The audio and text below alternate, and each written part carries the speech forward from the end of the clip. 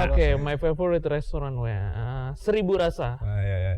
In English means 1,000 tastes. Oh. Host the private party in Melbourne. Feels like Oh, crazy. crazy. Oh, Okay. crazy. So crazy. Supported by Traktor. Cooking with Traktor. Yeah. They have native instruments. no, I never This is tried. a bit off topic, yeah. Okay.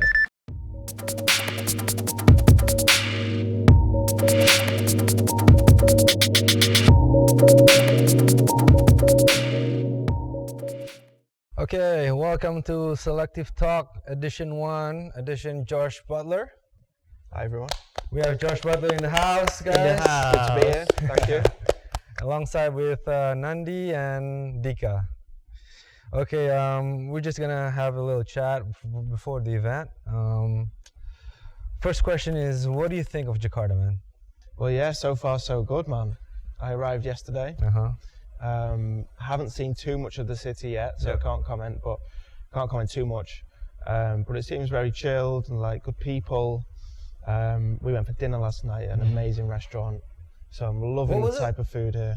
What was the restaurant? I can't remember the name. This is your favorite restaurant now? Okay, my favorite restaurant Seribu Rasa. Yeah. In English means 1,000 tastes. Oh. It's cool. Right? Yeah, Seribu Yeah. Rasa. Oh, yeah. 1,000 tastes. Big up that restaurant. Yeah. You taste 1,000 something? Yeah, that beef dish. Yeah, what it was. rendang. Arangdang. Yeah, rendang. Yeah, UNESCO said it's one of the finest food in the world. Well, As said by UNESCO. not I me. agree. It was amazing. Yeah. Yeah, you should bring some rendang, man, back to the UK.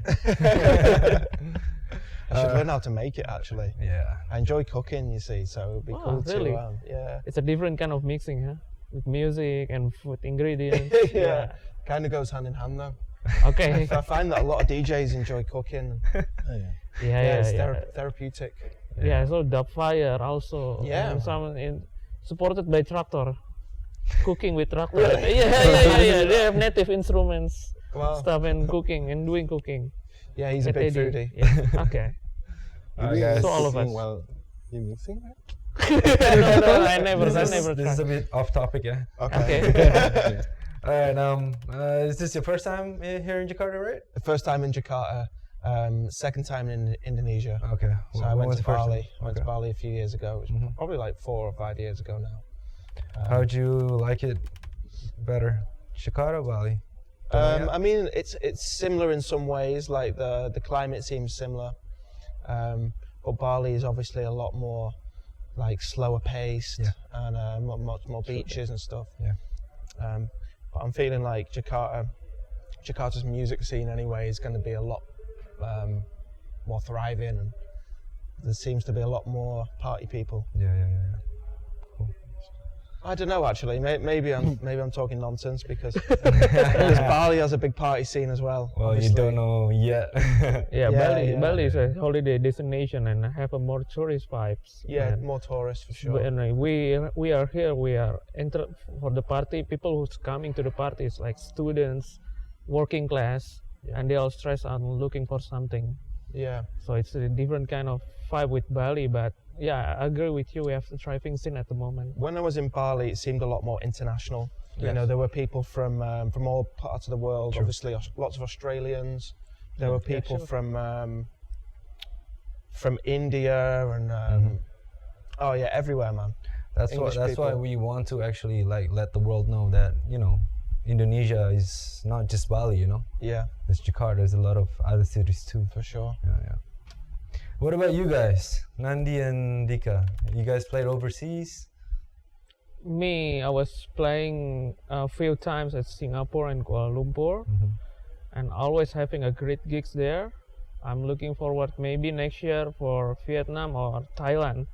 Very Already cool. making some connections over, and I think for the next year, I will be focusing myself on maybe creating a tour over the Southeast Asia. Cool. That's my plan before the pandemic actually. Yeah. Already locked in, but all cancelled.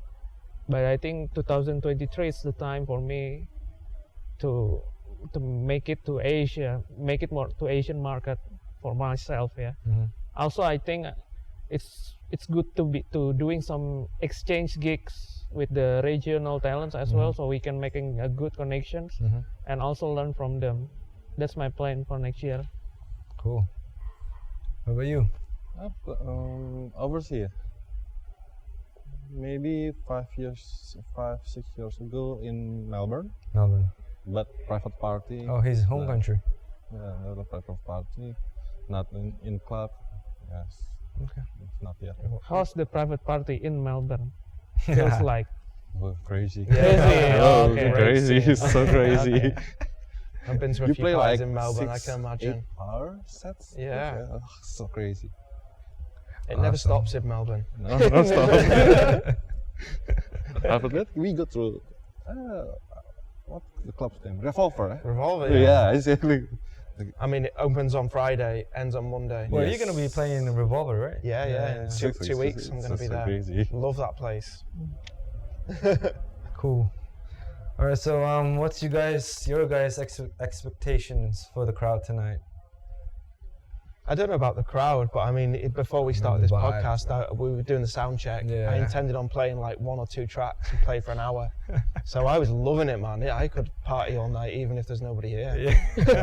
okay. Even if it's just us guys, That's we're gonna the- have a great time. That's the spirit. That's the spirit. I like it. I like it. Yeah, it was like, let the door open, man. Let's Yeah. start. Bring it on. Yeah, But I think it's going to be good. It seems like it's been really busy online. Yeah. Lots of people tagging me on Instagram and stuff. So I think it's going to be a busy night. Awesome. I think so. Yeah. Exactly. I think tonight is gonna be great. Lit, yeah. Yeah. Awesome. Yeah, hoping so. Yeah, this our first time doing a night at For Selective debut event at Leon Goldstein. We bring over Josh Butler, so my expectation is quite high, and I hope so. We're gonna rock it Yeah. for We sure. have to rock Oh, it. sure. We No have doubt about that. I'm not worried. All right, next question. Out of all genre, why house? Why? For me, Yeah. I've experimented with a lot of different genres over the years. I've always been into electronic music of all forms. But I think the reason I chose house is because it was kind of in the middle, tempo-wise, it was in the middle of things I was interested in. Okay. So I was always a big fan of ambient and chill-out music, Mhm. but also of like hard house and drum and bass, Oh, which is cool. quite fast tempo. And then when I seriously started to produce, like I've been producing for many, many years, but when I seriously thought, okay, I might try and make a career of this, house music was in the middle of those tempos. So I felt like I could fuse a lot of my influences into house music from like reggae and hard house, and then meet them in the middle at a kind of house tempo. That's probably the right strategy, huh? Yeah. If I might ask a questions, how old are you when you starting produce? Probably about 12 or 13. Holy Yeah, I man. started producing from a PlayStation game called Music. And it Oh, was- you're using PlayStation in the Music right of- way. Yeah. Okay, what next game? Yeah. Okay, but- okay. but, my dad's friend gave me a stack of like copied games, like Okay. cracked games, and one of them was Music, and I was just obsessed with this game, for a lack of a better term. But it was basically like a sequencer. It was like a basic version of Ableton or Right. Cubase or something, where you had pre-made blocks of like drums and then bass line, and you could arrange everything in different ways. And then from there, I just got fascinated and dedicated my whole life to it, really. And I wish I had that. yeah, it was very inspiring for me as a kid. Yeah. Actually, I have one interesting questions, at least for me, to ask to Josh. Was thinking of this last night. Yeah, we know you are producing house music, right? But just want to know your opinion. I mean, your answer on this. We have a tech house that becomes so generic right now, right? And it's almost sounds like EDM with the same drop, same formula and stuff. I'm so glad Yeah. bringing this up. And now we also have a minimal deep tech category that also starting to sounding the same. It's like same dubby stuff, same hooks, same whatever, It's all the same same yeah, sounds. it's same sound. I mean, it's like seems like one producer successful making a track that reaching the top 10, the other producer start copying the formula. Yeah. How about you as a producer to keep your sounds always fresh and different, so it's not getting like, oh, another just battle track, it's a monotone track. I mean, how do you stay different from those who always trying to copy the same sound? The two things that are springing to my mind are, firstly, like I mentioned before, I have a very broad range of influences. Okay. I listen to a lot of different styles of music, so I try and avoid listening to a lot of house music, or especially like the new deep minimal tech house or whatever. Yeah, I don't really minimal listen to that stuff at all. I listen to a lot of old house music, 90s, like Kerry Chandler, yeah. Masters at Work, Yeah. and then that's if I'm listening to house music anyway. But also when these genres get popular, I tend to go the opposite way and run the other way. Yeah. So like I spent a lot of this year experimenting with different sounds, and I did a track with Dennis Cruz on Crosstown Rebels. I hate all for I know. Yeah, which is kind of more like Latin influenced and just the opposite to deep minimal tech, you know. It's tech house become generic, then deep minimal tech become generic. So But then actually a lot of people started to do the Latin infused house as well. okay. So I haven't made another track like that since. And I just try and move forward, you know. I don't want to be someone who chases a trend. I think like from the beginning of my career, when Got a Feeling was released, 2013, yeah. that kind of set a trend, and a lot of other people started to make tracks like that. Okay. And then I look for something new, Okay. rather than try and do the same thing again. Just try and experiment, really. So it's actually the real challenge is over there, right? To always improving yourself, to be always on different and next level than other. Yeah, I see my music production as evolution, rather than like chasing a sound or like being in a certain genre. Sometimes I've kind of worried about being too versatile, and Okay. people think, you know, this doesn't sound like what I expected. Okay. Yeah. But also then there's pros and cons to that. It keeps me inspired. Well, talking about producing, what I see is producing a track is a key to, you know, become successful, right? It is now. for Yeah, sure, it is and now, just- right? Yeah. I mean, like, when you produce some music, like, how do you know that you target the right market? Do you aim for that, or do you just I do your never shit did, to be and- honest. Yeah, I always just sort of focused on the music, and I've always stood by, let the music do the talking, yeah, because I've never been like the most sociable person in the world. right? I've always just focused on music, and then it's funny, like the evolution of the DJ scene. If you want to be a successful DJ, at first you could just be a DJ, right? Mm-hmm. Then you had to be a producer Yeah. as well. Now you have to be like a social media expert as well. Yes, yes. So- You do everything by yourself. yeah. So in terms of like marketing, I try not to focus on it too much, and because you could let it take over your whole day, Yeah, and then you don't have any time to make music. true. So I really try and just let the music be the main thing for me. And then obviously I have Origins Records as well, the label. Yep. So a lot of the marketing is focused on that, rather than my specific tracks. Mm-hmm. Okay, that's a I very hope that explains it. Yeah. that's a very good tip. Yeah. Yeah, I just try not to get too focused on Yep. markets and stuff. Otherwise, you can lose It'll creativity. just flow by itself, right? Yeah. You know, if people like the music, then great, Oh, and then yeah. it will expand it on its Mhm. own. I agree. So also another question for you. We both, me and Dika, is a local DJs in Jakarta, and we are both not yet producing anything. So before you say start producing, what are the tips? You also want a local, right? before you are going international. Yeah, oh yeah, of course. You're For also years a and local years, yeah. DJ. So, do you have any tips for local DJs on how to develop a good scene, Yep. a good local scene in here? So, Great question, that, actually. yeah. I mean, being part of the community and building that community is so essential.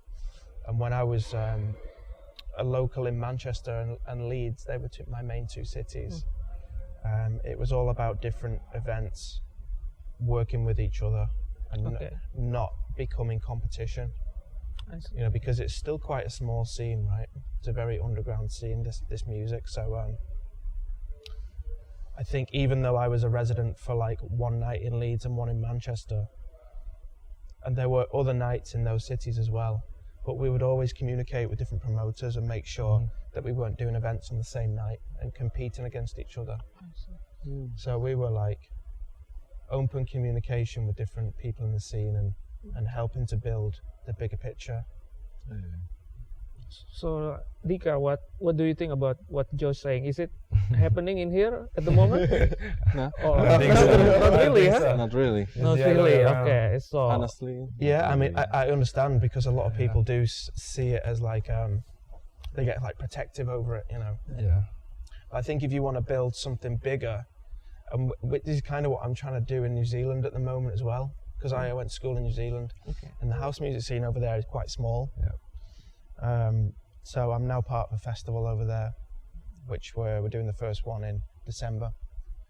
But we're always trying to speak with other promoters and make sure we're all kind of working together and get other DJs from different events to play, do swaps, you know, like you kind of said before.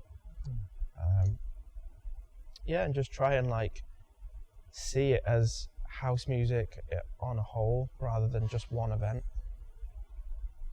Maybe you can share some information for the festival. Yeah, Yeah, so we could put it on the. yes, Yeah. 17th of December in Queenstown. It's Queenstown. called This Kind of Day Festival. Yeah. Yeah, we've got me playing, Dorley, Heidi, All and right. then a few others as well. Yes. Yeah, I saw the video of the place. Oh, Awesome, no, dude. yeah, beautiful location as Awesome. well, surrounded by mountains. Yeah. Very lucky in New Zealand to have good locations like that. Yeah. Cool. All right. Last questions. Do you have any upcoming releases, tracks that you want to Yeah, share? my next release is on my own label, Origins Records. Mhm. It's going to be the end of November. 2 tracks. One's called Take Control, Mhm. which I'm definitely going to play tonight. Okay. And the Cool. other one is called Infinite. Infinite. Yeah, Are you gonna play that too? maybe, but it's a bit more of a big room track. Okay. So we'll see what the energy's like tonight. Okay. If people are ready, then yeah. All right. All right. So make sure you guys are ready, yeah? okay. Any other project you're working on? Yep. Yeah, you mentioned something earlier, right? Yeah, so this year I've been very focused on an album for a new project I've been involved with called Maritime Yacht Club. Okay. And the other guy that's involved was actually the voice of Got a Feeling in 2013. So I didn't really see, his name's Jose, right? I didn't really see him for the best part of 10 years after Got a Feeling. He got married. I started to tour and stuff with my own music. But we recently got together and started this new project, which is a little bit more like song-based, I would say. It's still house music, but he's done a lot of the vocals. He sang and did guitar. So yeah, it's like been really refreshing for me actually to focus on that. So Rather it's a different kind of feeling, right? Yeah, it's helped. It's actually helped creativity with my solo music as well. Yeah. Debut album, right? Yeah. It will be on Origins. No, it's going to be self-released. So on your label. no, so we It's gonna be actually another genre, right? Yeah, it's kind of a different genre. Didn't really fit on Origins, so we spoke to a distributor, and they're helping us just release it as a solo album. So it's not really on a label as such. It's gonna. It's like you're gonna put it on Bandcamp or something? It will be. It's going to be on a label, but the label won't really have a name. He's Not gonna gonna be create good. another genre. It's good, basically creating a new label just to release this, and then Okay. yeah, it's a different way of doing it, but you know, the music industry is changing all the time. So we think it's very important to own your music these days. Because a lot of labels want to sign your music and keep it forever. We learned this mistake from Got a Feeling, actually. We signed away way too many rights with Got a Feeling. And we basically don't own hardly any of that track. So we said, if we're going to do this again, we're going to do it all ourselves, promote it ourselves, and just see how it goes. You know, it's kind of an experiment as well. I think that's the way a lot of the music industry is going to go over the next 10 years. Yeah. Okay, thanks Josh. And what about you guys? Any project or gigs coming up? For me, I'm starting again Enter the Void project. It was a project that me and some local DJs doing at the Colosseum Club from 2015 to 2017. It's an after hours party. We start the party from 11 p.m. to 11 a.m.